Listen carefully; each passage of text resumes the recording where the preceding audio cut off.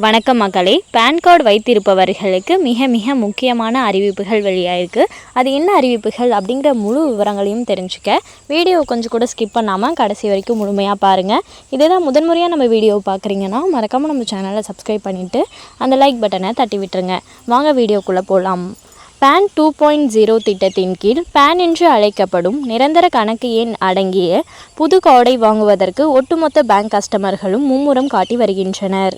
ஆனால் குழந்தைகளுக்கான pan card, அதாவது மைனஸ் பேன் கார்டு பற்றி இங்கு பலருக்கு தெரியவில்லை.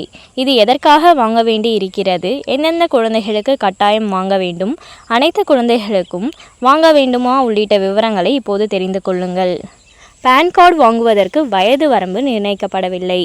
ஏனென்றால் நாமினி மற்றும் லீகல் பரிவர்த்தனைகளுக்கு உட்பட்ட குழந்தைகளுக்கு இந்த பேன் கார்டு அவசியமாக இருக்கிறது.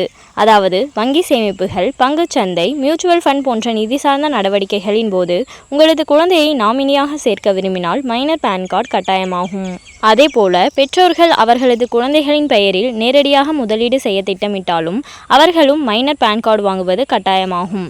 ஆகவே உங்களது குழந்தைகளுக்கு 18 வயது ஆகும் முன்பு அவர்களை நாமினியாகவோ அல்லது நேரடி முதலீட்டுக்கு உட்படுத்த இருந்தாலோ நீங்கள் முன்கூட்டியே மைனர் பேன் கார்டு வாங்கி வைத்துக் கொள்ளுங்கள்.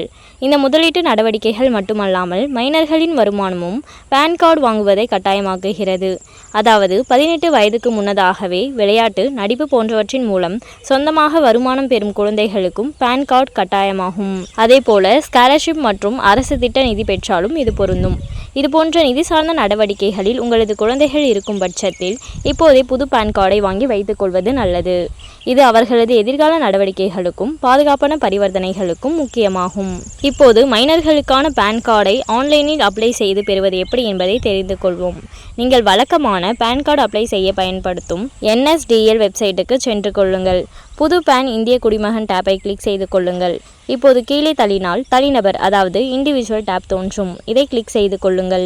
இந்த ஸ்டெப்பில் உங்களது குழந்தைகளின் விவரங்களை கொடுக்க வேண்டும். ஆகவே எந்த தவறும் இல்லாதபடி பிறந்த தேதி, மொபைல் நம்பர் மற்றும் இமெயில் ID உள்ளிட்ட விவரங்களை கொடுத்து விடுங்கள். மொபைல் நம்பர் மற்றும் இமெயில் பெற்றோருடையதாகவும் இருக்கலாம். இதற்கு பிறகு உங்களது குழந்தைகளின் மாநிலம், மாவட்டம், இருப்பிடம், முகவரி போன்ற விவரங்களை கொடுக்க வேண்டியிருக்கும். இப்போது கொடுக்கப்பட்ட விவரங்களுக்கான ஆவணங்களை அப்லோட் செய்ய வேண்டிய ஸ்டெப். ஆகவே நீங்கள் கொடுத்த விவரங்கள் அடங்கிய ஆவணங்களை ஸ்கேன் செய்து அப்லோட் செய்து கொள்ளுங்கள். அதேபோல உங்களது குழந்தையின் புகைப்படம் அப்லோட் செய்ய வேண்டும். மேலும் பாதுகாவலர் அல்லது பெற்றோரின் கையொப்பமும் சமர்ப்பிக்கப்பட வேண்டும்.